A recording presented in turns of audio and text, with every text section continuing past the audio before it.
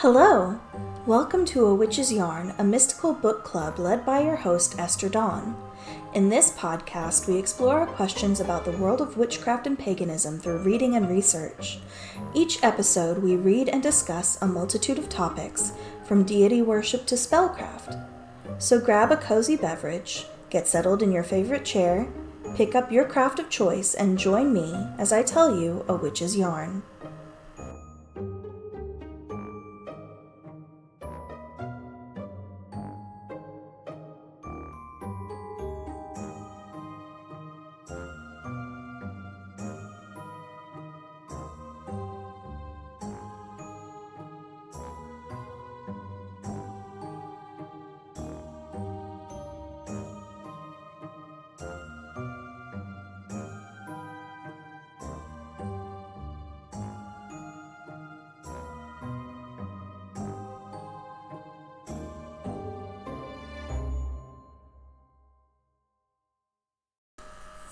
Hi guys, it is so great to have you here for episode 2 of the podcast.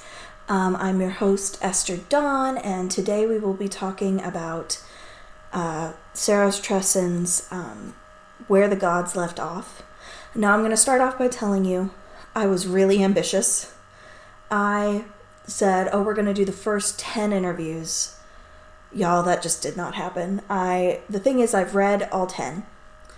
But I wanted to read them twice so I could write notes and give you thoughts and things like that. I got through 5. So that's what we're going to do, is we're going to do 5. So we'll be doing the foreword through Cernunnos, who I don't know if I'm pronouncing his name correctly. If I'm not pronouncing his name correctly, please forgive me, correct me gently. You're probably going to hear a lot of page turning and page flipping because I do have physical books, and if you followed me on Twitter or on Blue Sky, you would see that I keep my notes in a little physical paper notebook. I don't love writing my notes down on my computer because I don't remember them. But yeah, so that's what we're going to do today. I'm going to start by reading off the back of Sarah Ross Tresson's book. I have a physical copy. I bought her physical copy because she's one of the TikTokers that I've followed on TikTok for a long time. She wrote this book. It came out while I was following her. She has this great thing where if you buy on her website, a lot of times she will send you a signed copy with an idea of where to start. So when I got it, she told me that I should start with the Thoth, which we will get into on episode 4. But yeah, let's go ahead and read the back of the book. A collection that brings to light things left unsaid. Thou shalt have no other gods before me, Exodus 23. In many a Christian mind, people take for granted the reason, the need, for a commandment like this at all. They mistakenly equate mere belief with worship, but in fact, this commandment is also a confession. Other gods exist, and have always existed, guiding our pagan ancestors in lands and times and cultures so very different from the first people to know God.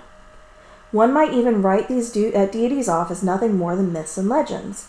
But even then, what if there's no more to the story of the gods than what's written down in the texts of antiquity? And what if they're not only real, but have never stopped speaking to us, trying to tell us those stories? What if we simply forgot how to listen to the gods of our ancestors and to the gods so many folks still follow today? In Sarah Ross Tresson's Where the Gods Left Off, the reader has the chance to explore the realm of the divine with her, following along as she reaches across the unseen world to get answers and rebuild long burned bridges. In this book lies her encounters with angels and demons, gods and saints, all across various culture and faiths, and the reflections and knowledge that comes with these meetings.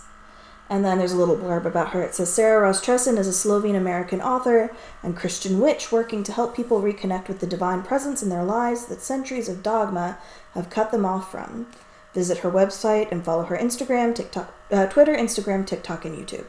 So that's the story. That's what this is about.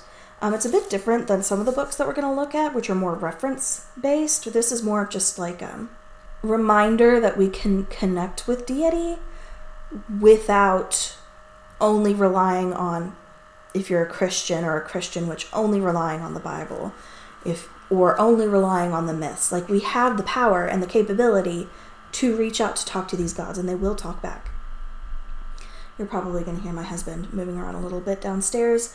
We started fostering a cat yesterday, actually. His name is Wyvern, like a dragon. He's a black cat with orange eyes, and he is precious, but he's still very, very anxious. And our cat hates him so far, which is, to be fair, she's been a single cat for a long, long time. Speaking of my husband, though, he brought me up some wine before I got started. So if you hear me drinking and taking sips, I have a lovely white wine. I would love to tell you what it's called, but he didn't remember. He says, I think it's Spanish, and that I have some sort of Spanish wine that's delicious. So that's what I'm drinking today. I hope you're drinking something nice and cozy. It's Sunday for me. So when this releases on Tuesday, I hope you have a nice, if you're driving, non-alcoholic beverage with you.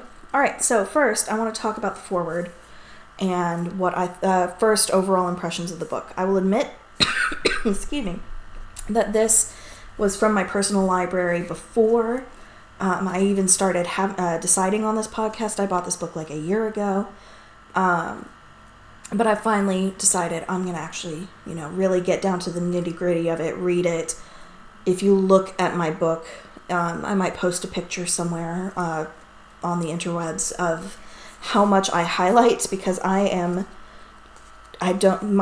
books do not come out unscathed when they are research books. If it's just reading for pleasure, I don't do annotation or anything. But if I'm actually reading for knowledge and to gain things, then my books end up really, really marked up. I have 3 bookmarks, 2 of which are Band-Aids, not used Band-Aids, but like in their wrappers. And the 3rd is one I made myself. Okay, first impressions. This is a big old chonker of a book. It's, let's see, 431 pages. And it's like big, it's wide and tall. It's all black, super interesting. I hope some of you guys had a chance to purchase this book, even if it was just the online edition, because it's super, super interesting. And there will be spoilers. I'm going to go ahead and say that there are spoilers in this book, or in what I'm going to be doing here, because this is supposed to be a book club, not a review. So let's go ahead and get into each section. So I started with the foreword, obviously. And let me grab my notebook. Okay. So the things I really took from the foreword, and like I said, we don't have to rely on myths. We don't have to just rely on the Bible if you're a Christian. You don't just have to rely on the Iliad and the Odyssey and Homer and all of the Hesiod and all those things. You can actually connect with divinity. Now, I've read ahead in this book. I won't give you much of a spoiler, but make sure that you are doing so respectfully and with the proper obeisance that each deity requires, because the only spoiler I'm going to give is Sarah does run into trouble with that. And you start hearing about it in Hades, but we won't get into it until Apollo next episode. So, yeah. But I really took in, you can communicate with divinity. You don't have to rely on books. Not to say that the stories aren't important, but we'll get into, when we get to Persephone, why they're not quite. It's more about the moral of the story than it is the details. So yeah. Oh, and then she talks in the introduction, I believe it's on page... Yeah, it's on the first page of the foreword. And she's talking about the evangelical egregore. If you don't know what an egregore is, it's basically a presence that we kind of, for lack of a better term, wish into being. We worship something that's not out there originally, but our conscience and our hopes and our wishes and our prayers give it thought and give it life. But the thing about an egregore is it cannot think outside of what it has been told or what its people believe in. So it won't be omniscient like, say, the Abrahamic God will. And if you follow her on TikTok, she talks a lot about egregores, and in this book she talks a lot about egregores, because there is in fact an egregore of the Abrahamic God that, unfortunately, a lot of people fall into this trap of believing, and that's where we get a lot of these people who say they follow God but then don't do the things that are clearly in the Bible, like love your neighbor, let him without sin cast the first stone. Without putting too much of a point on it, there are a lot of Christians who are very anti-Christ and very pro their personal thoughts and feelings. So that's the intro. I want to get into the first interview. Oh, one more thing. Whether you believe in a God or not, in this book, or in what we're going to study, at least give yourself the chance to respect it. Every God deserves respect. Every God is divine. And that's something that you'll see later on in her book is the realization that gods are actual divine beings. All right, so I want to talk about Loki. So I think he is really fun. One of the things that she talks about right at the beginning is Tom Hiddleston, which I think is hilarious because I absolutely love the Marvel version of Loki, but I do also realize he is nothing like the real mythological Loki. But I just think Tom Hiddleston is pretty, so there's that. If you also think Tom Hiddleston is pretty, let me know in the comments, because I will read them and giggle along with you. But right up in the beginning, there's this really poignant thing she says. The idea of good and evil in many pre-Christian religions wasn't always so easily defined, and Loki is one of those cases where the question of him being good or evil doesn't really apply. So, Loki... Most of our versions of Norse mythology come from the two Eddas, the Poetic Edda and the Prose Edda, which were both written in the 13th century, so the 1200s, which was long after the Vikings, the Norse, had been Christianized. You'll see this a lot. You see it in Welsh mythology too. The Mabinogion, when we'll get there, was written down by Christian monks.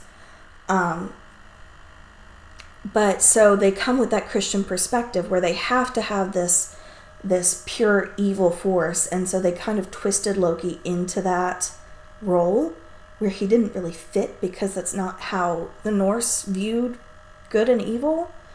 Something I will talk to you a lot about is the quote unquote humanity of the gods, and how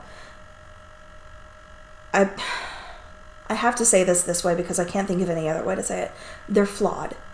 They have jealousy and anger, and sometimes they make mistakes. That's something that you hear very clearly in some of these writings, is they feel like they've made mistakes. And because a lot of us in the Western world have come from this Christian perspective of God being all-knowing and perfect and it's impossible for him to do evil. It's hard for us to grasp the fact that not every culture believed the same way. And so their gods reflect that there's evil and good in everybody. It's both. It's not one or the other. You can't just be good or just be evil.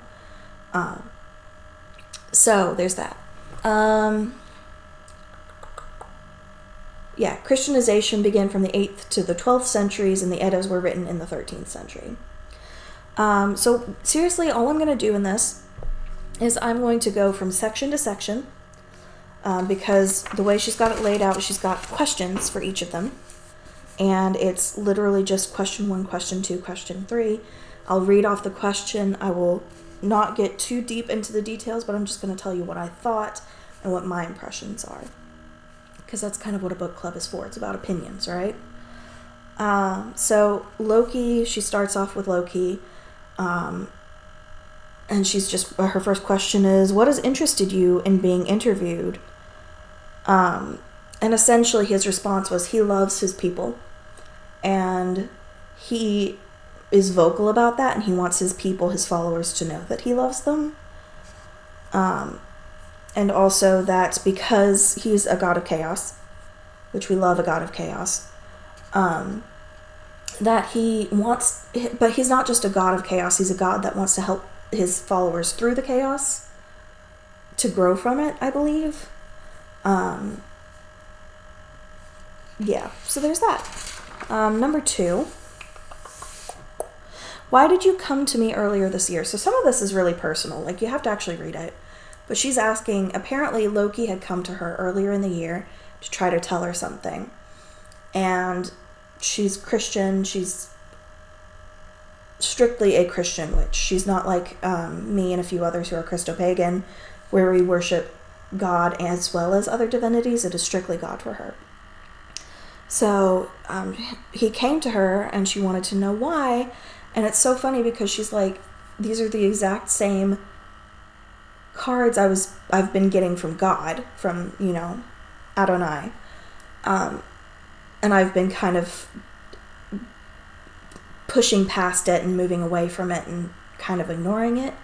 But essentially, what I took from that is that the gods work together. Even gods that we consider to be enemies. Like, we have this big notion that there's the Abrahamic God, and then there's every other god. That, like, our God does not want us believing in or worshiping other deities. Sarah also makes a good point about the difference between belief and worship. Just because you believe that a god exists and deserves respect, that doesn't necessarily mean that you have to worship that god.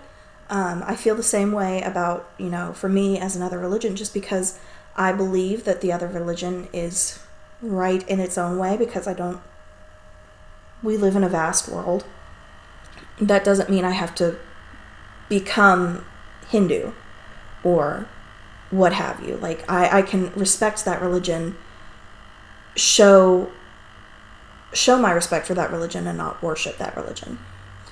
But yeah, so apparently Loki comes in to tell her something that God has been telling her for a while.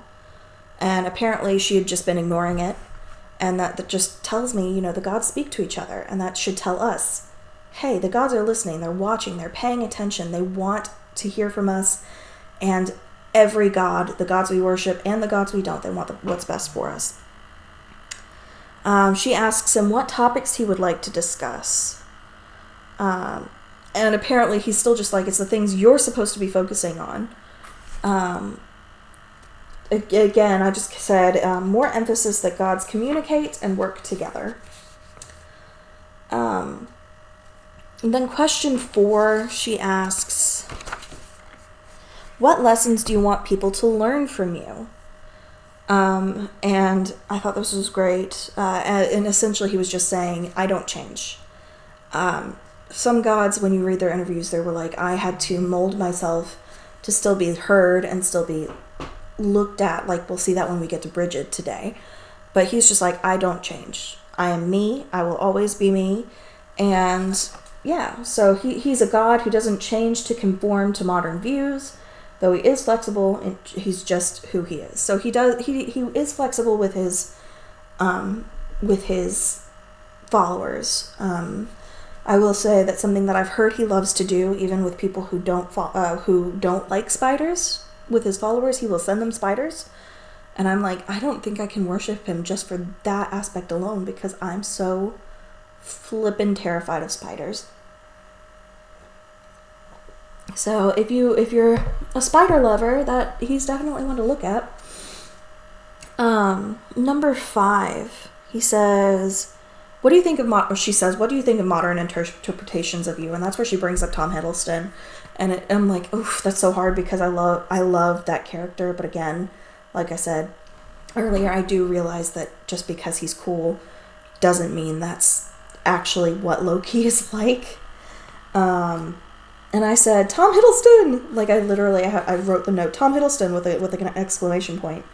And I said, but Loki is multifaceted, and we tend to forget that. We tend to kind of put him just in the trickster role, or just in this manufactured devil role, and he's just not that. Like, he's got this multiplied nature to him, just like we do. We in humans, we don't just fit into one trope. Unless you're very boring. You don't just fit into one trope. You are a multifaceted being, just like Loki is in fact a multifaceted being. Okay. All right, there's a quote that I want to read you from number 6. And it says, why does it seem, do you seem to collect new followers? Which is something I've noticed. Like, Loki is a really, really popular deity. You go on TikTok, you go on Twitter, you go on Witch Sky. It's just, Loki is a very popular deity. And I've always kind of wondered that too. And so on page 8 in the book, it says, apparently, this is kind of what she got from Loki, is people give up too easy. Be brash in the face of difficulty, swagger through life, evolve through hardship.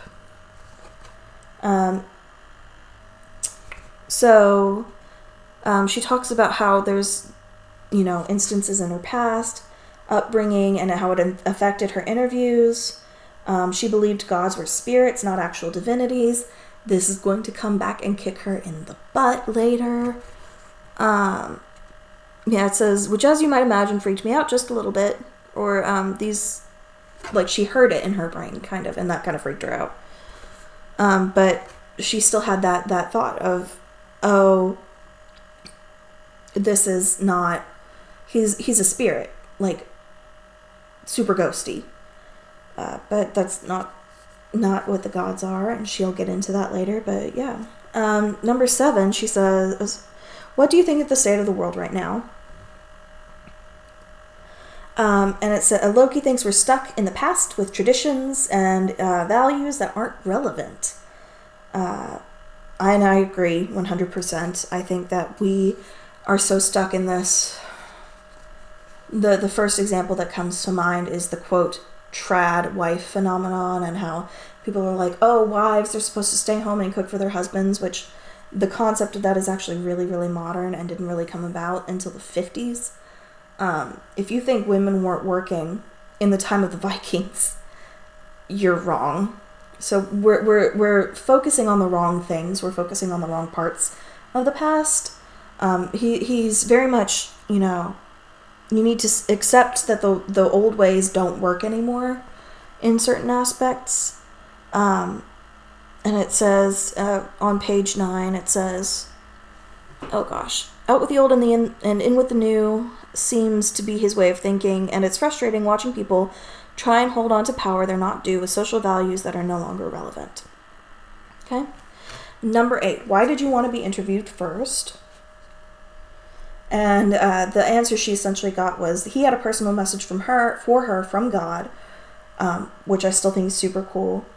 And the gods see us and they want to try to reconnect with us. And then her final question for Loki was, or no, I'm wrong. Her second to last question was, do you want anything from your devotees? And the quote that I got was, they love us. These gods love their people. And essentially he's just like, Get stronger, you'll get through this. I think that's super, because again, what I've noticed, and as someone who's looked at Loki, who thinks Loki is super cool, a lot of his followers have had really rough times with things, and so it's great to see that he's there with them because he cares and he wants what's best for them. He wants them to get stronger. Now his final question is, how do you see yourself? And he's basically like, I've been through Christianization, but I'm still me. I'm not going to change. I'm not going to try to fit your current molds of what you think is right or wrong just because of Christianization. I am still me, and I'm still going to continue to be me no matter what. So I wrote for my overall impression of Loki. He has more to him than modern media has us believe, and he loves his people. So that was the first interview. I'm going to try to hopefully go through the rest of these 4 a little faster.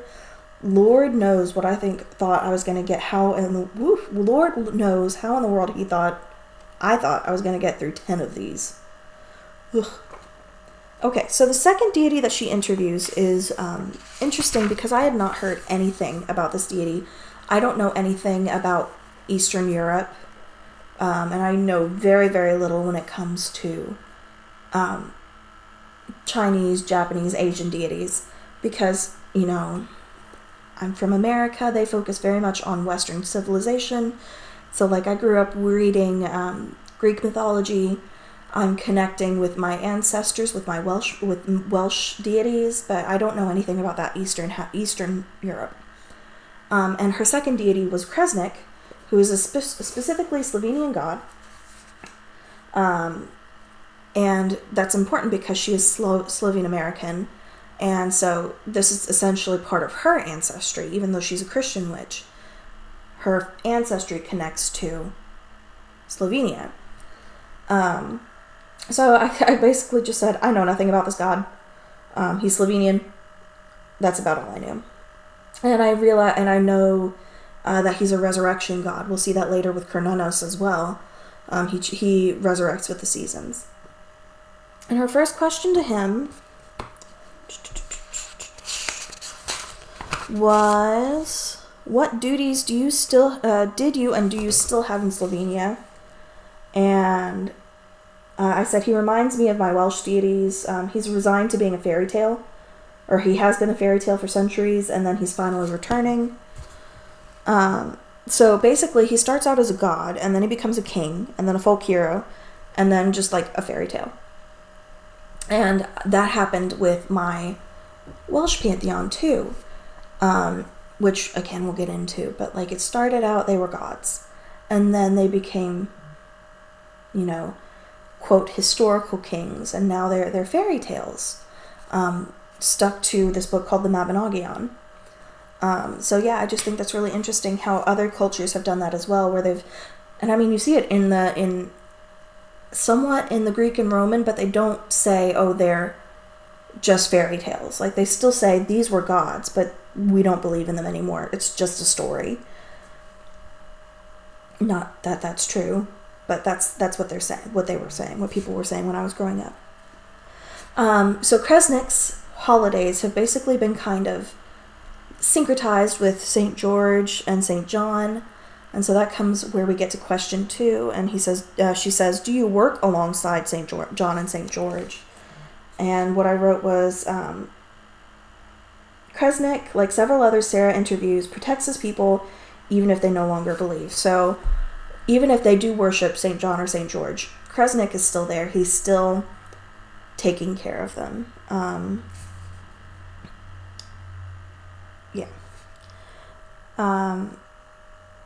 I don't know how to pronounce this word, so I'm going to do my best. Question 3, she says, what do you think of being depicted as the Kresnik?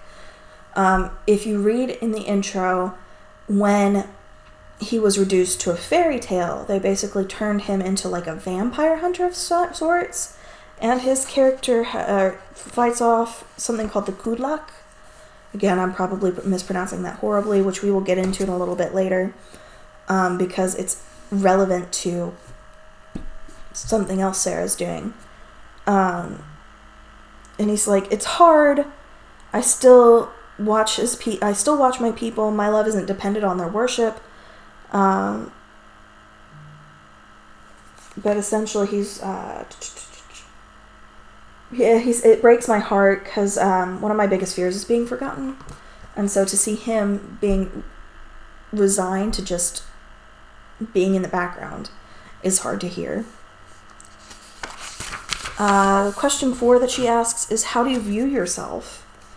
And I wrote, I feel like Kresnik wants to be remembered, to be loved in the way he once was, which is essentially kind of how I feel most of us feel, is we just want to be remembered, we want to be loved. And number 5, he essentially tells her the same thing when she says, how do you want others to see you? I think he just wants to be remembered. He wants, especially the descendants of the people that worshipped him, I think he wants to be seen and heard and taken seriously and treated like the God he is. Number 6, there's a quote. Oh, no, that was back on Loki.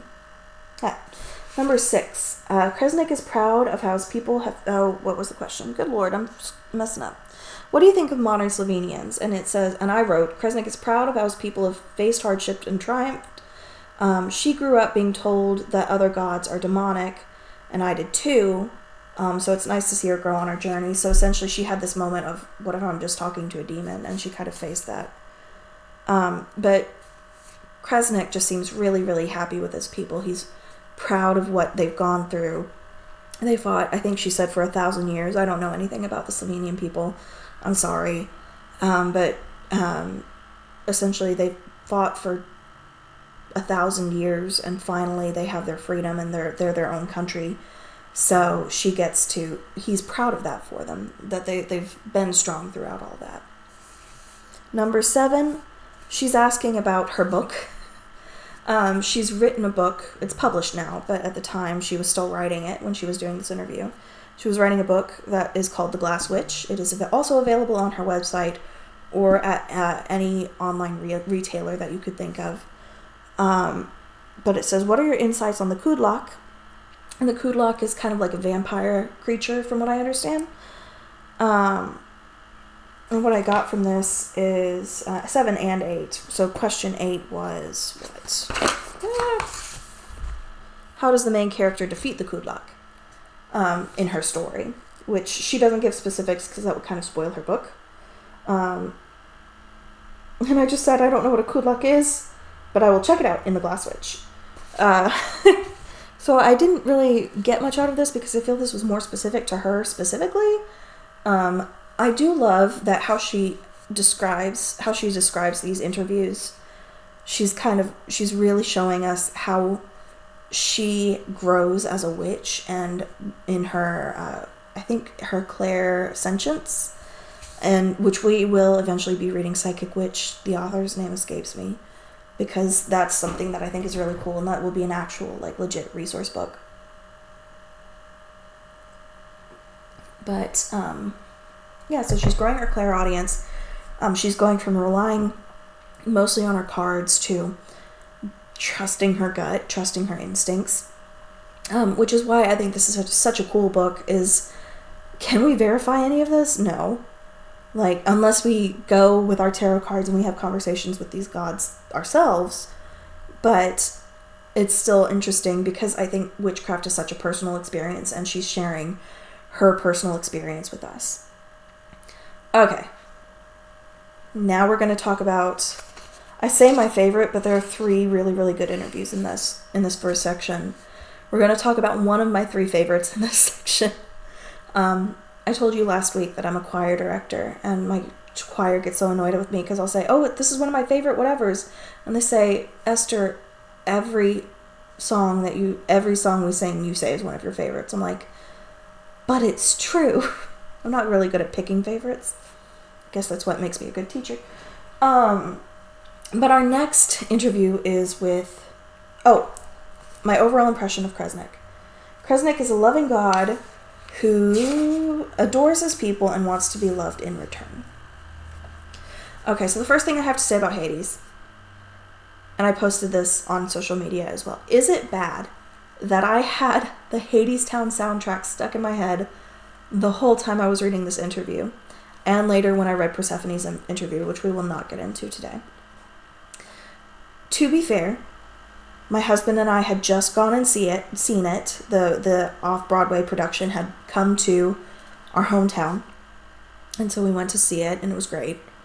It was my second time seeing it. I've actually gotten to see it on Broadway. It was fantastic.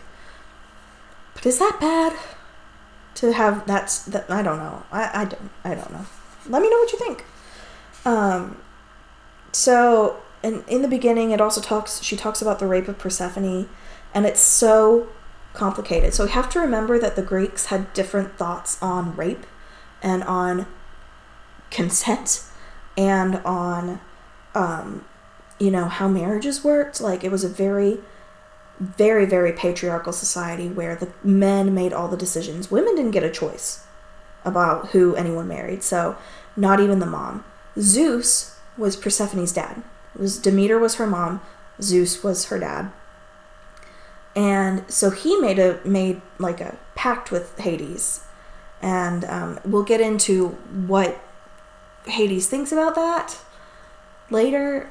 But it's just, yeah. So the gods are products of their time and of their cultures, right? These gods came about during ancient Greece, during a patriarchal society where the concept of rape is not what we think of it today. So we just have to remember that, and, we also can't romanticize it just because we appreciate how their relationship has developed.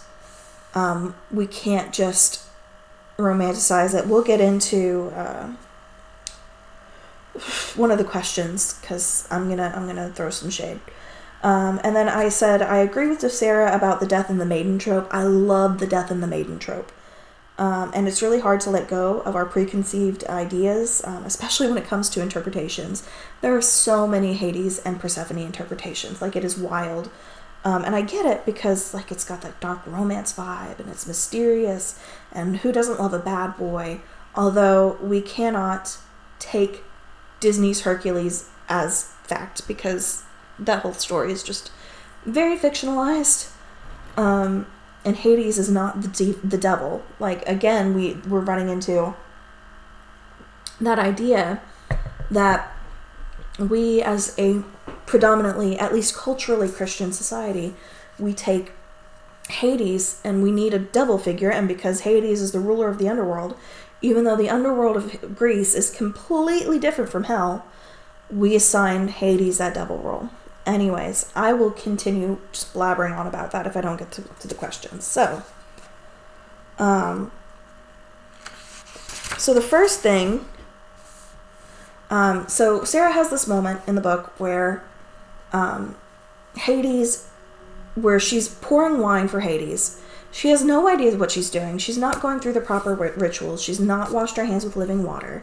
She's just kind of going based on what she's read on the internet and kind of this amalgamation of Wiccan and New Age without actually doing good research about that specific pantheon. And she runs into a lot of trouble with that, especially early on in the book. Again, we'll talk about it more next week. But luckily, Hades has been worshipped by so many other deities. So she spills this wine, and she's like, was that a bad omen? She's like, did I mess up, or did I upset you before the interview? And he's basically like, no, not really. I'm just kind of sad, and I miss my wife because she did this in the spring.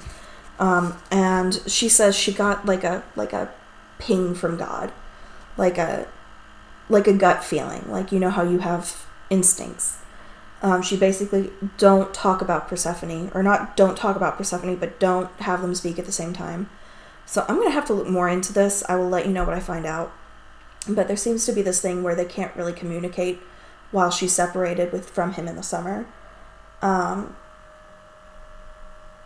because I can't talk about it, why they can't talk to each other. I don't know. I'm not a Hellenistic pagan. One of the books we're going to be reading soon is specifically about Hellenismos, so hopefully that will enlighten me some. But essentially, just like any loving couple, like Hades misses Persephone when she's gone. Fair enough, right? Question 2. is, do you and Persephone keep in touch during spring? And essentially what he said was no, to the long and short of it. And I explained all of that just a little bit ago. But he doesn't like it when they're separated. But essentially what she gathered was he doesn't have a choice. And again, this is one woman's perspective, one witch's interview with them. So I'm going to do some research and see what I can find. But that just breaks my heart a little bit. Number 3, what's the real story of Hades and Persephone? So she has 2 interpretations about this, and she's very clear. The first one was right when she was reading it, and the second one was later on while she was compiling this book, when she had more, knowledge about the gods and had kind of gotten rid of some of those preconceived ideas. And it's so interesting to me the differences between what she sees. So the first time she reads it, she's like, it was only bad because Demeter was upset, and if it wasn't for Demeter, then it would have been fine. So yeah, I'm a little guilty, but I don't really see that. But then the second time she reads it, on page 9 it says, or page 23, I don't know why I said page 9, it says, Hades and Persephone's story is as it's written in the hymn of Demeter. Hades snatched Persephone up. He was enamored with her. The betrothal was a secret between Zeus and Hades, secret even to Demeter. What happened was by all legal standards allowed, but by moral standards was highly questionable and left consequences, as was the point the narrative was trying to address. The gods' stories are often moral lessons, just like when you read the Bible. Are you meant to take them literally? Most Hellenistic pagans will tell you, no. These were written by poets and scholars and philosophists, I don't even know if that's the right word, who were trying to make a point and tell a moral story.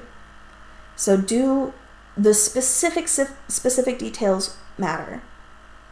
It depends. But the point is the moral of the story, and the moral of the story is what he did was legally correct, but it was gross, and he recognizes that, and he understands that.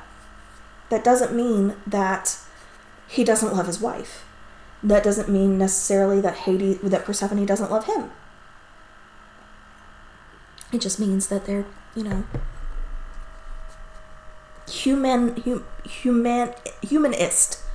humanish. Okay, moving on, because I could stick on this all day. Number 4, how did you feel about modern retellings and images?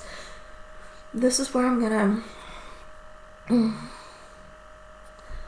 She talks about Lore Olympus in the book, and I will admit, Lore Olympus upsets me. Specifically because, Hades I'll just read what I wrote. Hades reminds Sarah and us that he's more than a story. We can't pigeonhole him into our thoughts or our romances. Lore Olympus takes a lot of liberties. I think it's fair to like it as a story, but don't try to act like it's a genuine reinterpretation of the myth. Demeter's not just some overbearing mother.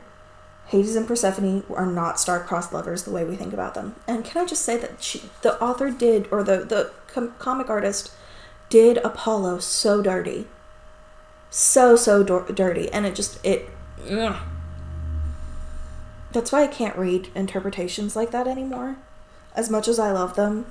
But I get so annoyed with when they try to turn a character or in this case a god into a bad guy that was not even really involved in that myth. Anyway. Okay, so her next question was, what is your relationship to other Greek gods like? And essentially what I got from that was Hades is kind of like a mentor. He reminds them to focus on their gifts rather than more material aspects, because he is a god of material wealth. Like, again, I'm going to go to Hades Town. King of silver, king of gold, king of mortar, king of bricks. Like, he's related to all of these things. But he reminds us that that's not just, the gods can't just focus on those material wealth things, and neither can we. Absolutely we cannot, because we don't get to take that with us. well, I guess it depends on what faith you believe in. I'm sure Kemetic witches think that they can take things with them, which all power to them. That's fair. Anyway, and number 6, is there anything in particular you aim to teach? And he's just like, nah, not really. He's just like, she says, the only thing I could take away from that was that Hades helped other gods understand. He also helped mankind understand, which is what I said. So he's telling deities not to focus on materials. He's telling humans not to focus on materials. Number 7, any relationship advice for human? And she kind of kicks herself for asking this question. He's not a god of relationships. He's not a god of romance. That's not the point. But again, she was so stuck in that death and the maiden trope that she's like, oh, I need to hear your advice.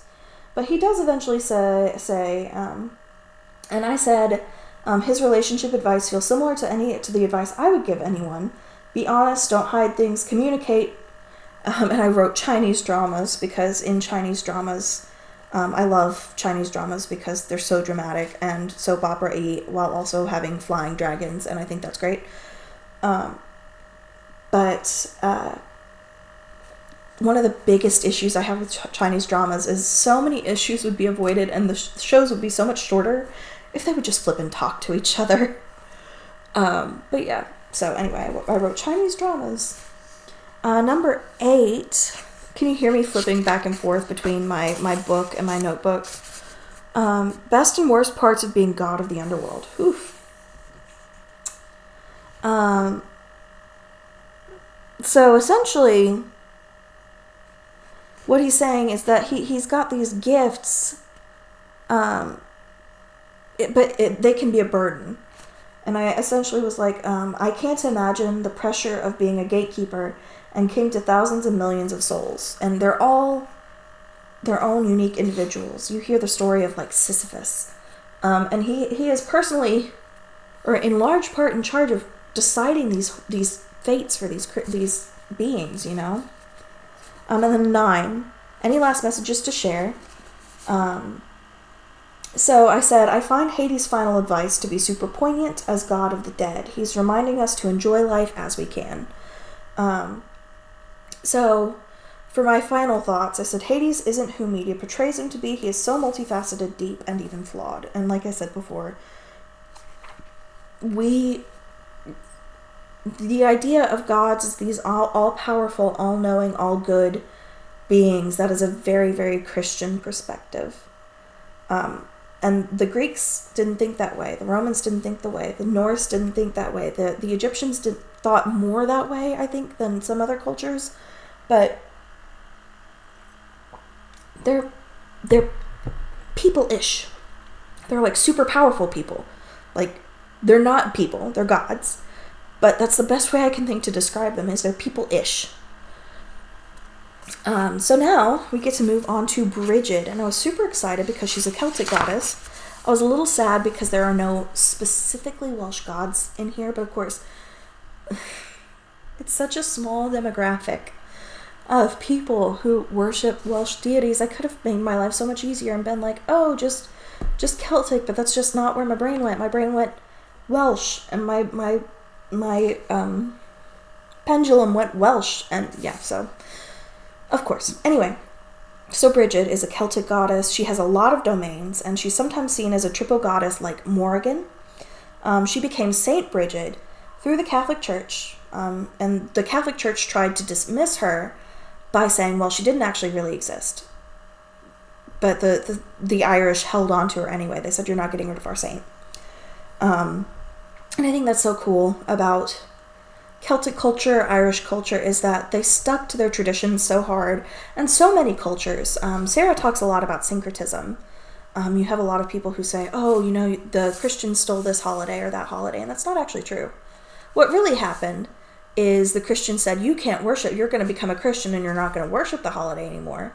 And so people who up until that point were pagan took those holidays and they snuck those, they quote, Christianized them to keep their own faith inside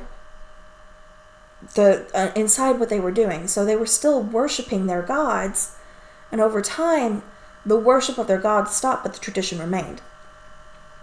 So it's not so much the Christians stole that holiday as the pagans were fighting back in a subtle way. And you see that especially with Saint Bridget, because she became a saint. That's how she was remembered, how she became still such a beloved part of Irish society. All right, so question 1, how do you see yourself? And I wrote, Bridget sees herself plainly, but her followers are many and follow many different paths and muddy the waters. And so I think does her role as a saint versus being a goddess.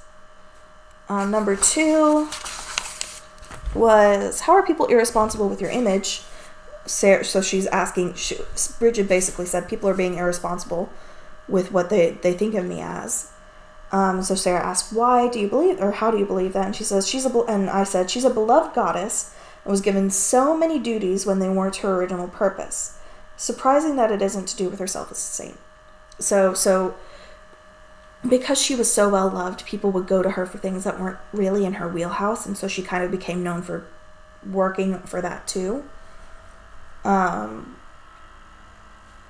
number 3, how do you want people to see you? And I think Bridget basically just wants to be seen as a goddess that imbues confidence. She's grown, and she wants people to see her as a deity that helps people grow. And then number 4 is, how do you feel about your connection to Saint Bridget? I said, just as every god so far, Bridget loves her children and was willing to take on a lesser role as a saint for a time to be close to them. And you see that a lot. Like, gods get hidden, but they're still there. You still find traces of them in people's practices and in how they worship in certain ways, even if they don't know why. The gods are still there. And that's why I love the name of this book, Where the Gods Left Off, because it reminds us, like, they're still out there. Like, I'll get to this at the end, I guess, but yeah. Sarah asked, what do you feel about Celtic Christians? And Bridget was like, I used my sainthood to keep my connection with Celtic people who are now Christian. That way, no matter what, she's still with them. And she has a strong love for her Celtic people, no matter what they believe. And I love that. She feels kind of really like a motherly figure. And just like Kresnik kind of felt like a fatherly figure, these gods really, really do love their people and want to connect with them. Okay. Sorry, taking a sip of my drink. Number 6 this was kind of a shorter interview, and I'm moving a little faster. She wanted to know what her favorite domain was to work in, and I love this answer because I'm a creator too. She says creation is her favorite domain that she works in. And I said, I understand Bridget completely because creation is my favorite as well, through music and fiber arts and now this podcast. Like, my whole life focuses on making things, whether it's a physical thing or a digital thing, or even if it's just something that lasts a moment and then is gone, like music. Now, that is not to say that I write music. I'm not that creative. And I knit because that way I can follow other people's patterns, but I still am putting things into existence. And then number 7 was, what do you think about God? And she and several other gods talk about cycles and how there was a time where, it was the pagan gods, and then for a long time it was specifically Christian, and the Christian God kind of ruled over everything. And I said, I love the idea of cycles. The pagan gods never disappeared. They're returning to their rightful places now. I love how I can see this as a Christo-pagan.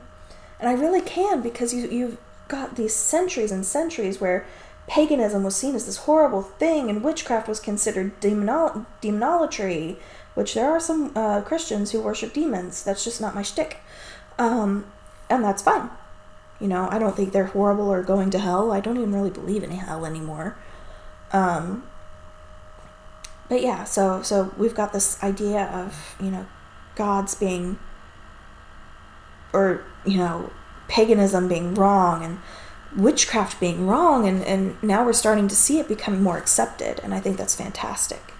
So my overall impression of Bridget was, then I said, just kind of as a bonus towards the end, I said, thinking that we as humans created this exclusion hurts. It's hard to see. We were not meant to become so disconnected. So we've become so disconnected from the gods that gave us culture. We've become so disconnected from the idea of things having souls.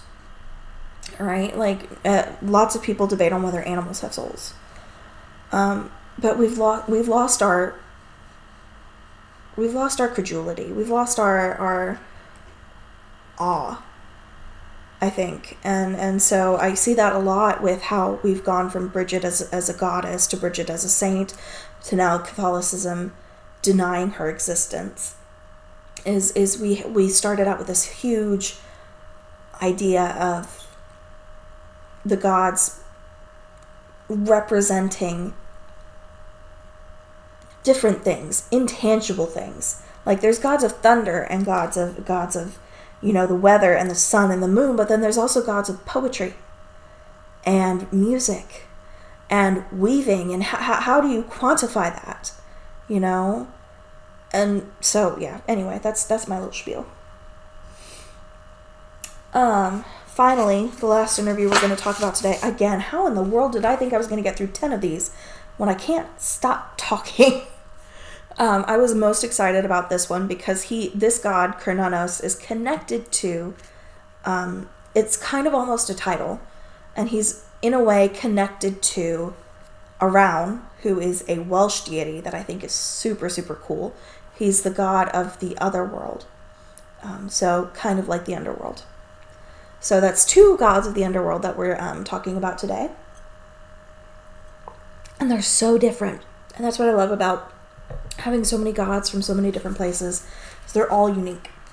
So I specifically wrote, with an exclamation point. Celtic god related to Welsh deity Arawn. Love him. That was what I first wrote. Oh, and also Cernunnos could be a title. I also talked about Sarah kind of throwing shade at some practitioners who try to shoehorn gods into certain roles that they're not really meant to fill. There's this concept of the divine masculine and the divine feminine in specifically... Okay, I do not mean this as a diss to Wiccans, because a lot of you don't do this. I'm talking about specifically about Wiccans who try to say, well, the horned god can be any god, and the triple goddess could be any goddess. That's just not how it works. Especially because Cernunnos is a Celtic deity, and a lot of times when people are talking about the triple goddess, they're talking about Hecate or the Morrigan, and they're not married. It's not a thing. Anyway, so that's just my 2 cents. Anyway, but yeah. The gods aren't meant to be pigeonholed into roles that you specifically want them to serve. Her first question for Cernunnos, and also the imagery in this is really cool. She's starting to open up her clairs, and so she's able to get this more picture of him, and she sees this skull of a deer, and then it reveals that it's a hat, and I just think that's so interesting. Anyway, what are your thoughts on the state of the world? And he says he seems to be calling people like me out specifically, and I do mean me as in myself, Esther. It's so easy to get lost in the hustle and bustle instead of just focusing on the present. I feel like he thinks that he says, I feel betrayed. That's on page 36. My people, they used to be focused on the things that mattered, that they could see and touch, and that would actually keep them going. Nowadays, there's so much focus on these things, these abstract things. All the phones and noise and words and money, the money. Always the money, worse now than ever. And I'm just I'm one of those who cannot sit still. I'm sitting here proving exactly how I can't sit still because I'm doing this podcast like I needed another hobby. But here I am. But yeah, I feel like he's calling me out specifically, and especially because I feel like I fall into his like, I'm a descendant of the people that worshipped him, because my ancestry is super mixed between Irish, Welsh, Celtic, Scottish, and English. So yeah. And Sarah's next question was, where do you place yourself in the world? And he's very clear that he acts like a guide. He helps us forward and to get through all the noise to the important things. He's very, just like around. They're very focused on the forest, on the woods, on wild things. And if you're like me and you're really bad at directions, you need a guide through those places. I had the same answer for 3 and 4 because it's how he sees himself and how he wants others to see him. And basically, Cernunnos reminds us that he never stopped being active. He had a role to guide us, and he still does so now, whether we realize it or not. Number 5, what do you think about modern interpretations of you? And he's like, it's too literal. I don't like it. Because he's seen as, and we'll get into this in a little bit too, but he's seen as a god, a resurrection god, and people take that really serious, like he legitimately dies and resurrects and dies and resurrects, and it's meant to be more of a metaphor. And so I think it's a great reminder that we're meant to take we're not meant to take mythology too literally. Just like we can't take the creation myth in Genesis literally. I'm not one of those creationist believers. I do not believe the world was legitimately created in 7 days. I believe in evolution.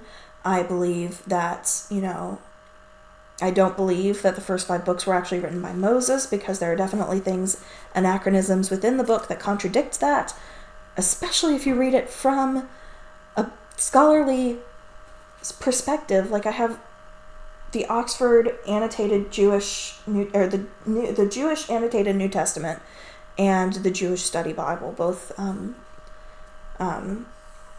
published by Oxford, and they're very, very scholarly, and so they're not going to say, oh yeah, this was totally written by Moses just because that fits the narrative. Like they're very clear. No, this comes from like 3 or 4 different sources. You can't take myths literally. They're meant to be moral stories. They're meant to show you something. Anyway, another rant, my bad. So number 6, she asks, do you really die and revive each year? And that's just like I said, we can't take mythology literally. And Cernunnos' transformation is like the death card in tarot. It's letting the bad go to allow the good to bloom. And then there's a quote on page 40. Let's see. Okay.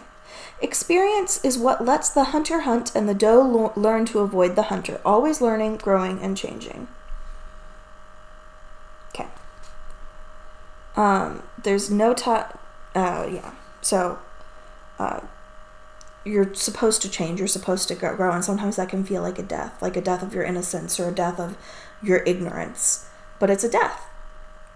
And then number 7 was, what do you want your followers to know? And he said, we need to disconnect. Or I wrote, we need to disconnect to realize that life is too short to wish away problems. Magic without mundane effort behind it is useless. So there's a quote in Christian circles, faith without works is dead. And that's kind of where I got that from. Magic without mundane effort is useless. Because it is. Like, you can't just wish on a crystal and expect everything to turn around. Like, that can help. It can. But not if you don't put the effort behind it as well. And then finally, number 8. I had to look up something for this one, because she asks, what do you think about hustle culture and the Leshy? And I'm like, what the heck is a Leshy? Turns out it's more Eastern mythology, more Eastern European mythology, so I had to look that up. But he reminds us again to slow down And then in my notes I wrote, what the heck is a leshy? And then I put a note, I googled it. So this is from Britannica.com. Leshy. In Slavic mythology, the forest spirit. The leshy is a sportive spirit who enjoys playing tricks on people, though when angered he can be treacherous. He is seldom seen, but his voice can be heard in the forest laughing, whistling, and singing. And I'm like, that just is not something that I would like to come across because I am a scaredy cat. And he says about leshies, he says, leshy, on the other hand, keep the bounds of those like me safe. They're good at what they're good at, if you know what I mean. So essentially, he's like, yeah, they're tricksters. They're good. They do their job. So yeah. So those are the 5 interviews that I could read without, breaking my brain this week. So next time we will go from Freya through Persephone. For real, we will get through Persephone this time. If you've already read that far, then you can just look forward to it next week. I'm also hoping that this will give people more time to buy the book if they want. So far, I have 8. As of this morning, I have 8 downloads, which is 8 more than I had last week. So even though it's low, I'm super grateful. I hope you'll tune back in next week. I want to end this with a tarot card reading. So I have with me The Hobbit Tarot by, who is it by? Peter Prokownik and Terry Donaldson. I was super excited to find this deck because this was actually my first ever tarot deck. So my friend that I told you guys about last week, I'll call him Rowan, he gave me this book way back before whoops, already? Okay. Yep. Card just flew out, so we'll see if there's one more for us. But he gave me this, back when I was still super Christian, because I had already started to show some interest in at least tarot and that kind of thing. This was back when I was like, okay, I believe that you worship gods, and I don't necessarily think those gods don't exist. I just don't want to worship them, but I'm also interested in okay, yeah, I think that was the only card. Oh, no, one just popped. Cool. Okay. Lots of wands today. But yeah, so essentially he was like, here, let me give you this deck, and he knows I love the Lord of the Rings. So he bought me this Hobbit Tarot. Oh, and the bottom card is the Devil, which is a picture of Smaug burning Dale. But yeah, I will be honest. I'm honestly going to pause this for just a second, and I'm going to read... Actually, no, I'll just find them. So I have the 5 of Wands and the 3 of Wands. So let me find them. I'm going to straight up read what these mean, because I'm still terrible at tarot, at definitions. So the 5 of Wands, seeking shelter from a storm. The companions huddle inside a cave and light a fire. As Bilbo sleeps, he has unpleasant dreams about a crack appearing in the wall of the cave. Awakening, he realizes that the ponies are actually disappearing. He awakens his companions just as a group of goblins set upon them. Only Gandalf escapes in time with the use of one of his fireballs. Down in the depths of the mountain, they are carried and brought before the great goblin on his throne. So the divinatory meaning. Stiff competition, pushed through with strong intention. There's a lot of confrontation, even fighting from those we might have to trust. Quarreling over nothing, feeling frustrated by shifting circumstances. And I won't read the long part again. 3 of Wands was the other one I got. Okay, and leading others by example, following new opportunities, and meeting new challenges. This card suggests a new journey or new horizons opening up ahead. It's also about anticipating obstacles and preparing for them, putting hard-won experiences to use. So it seems like it's going to be a rough week. I don't do this to try to read the future, so do not say, oh, Esther read me the future and it was totally wrong. But if you are going through something, it's basically telling you, if you are having a hard week, what you need to do is take leadership. You have to lead by showing a good example, and I feel like this is kind of specifically talking to me. Following up on new opportunities and meeting new challenges. Okay, so you've got to be willing to listen to what's going on. You've got to you've got to put yourself out there. I think that's kind of what I'm getting for this week. Put yourself out there. Alright, so, just like last week, if you have something you want to say, you can find me on Twitter and Blue Sky at A Witch's Yarn. You can find me on TikTok, A Witch's Yarn. You can also email me. I have an email address. It is awitchesyarn@gmail.com. Any questions, comments, concerns, absurd remarks, please hit me up. I'd love to hear from you.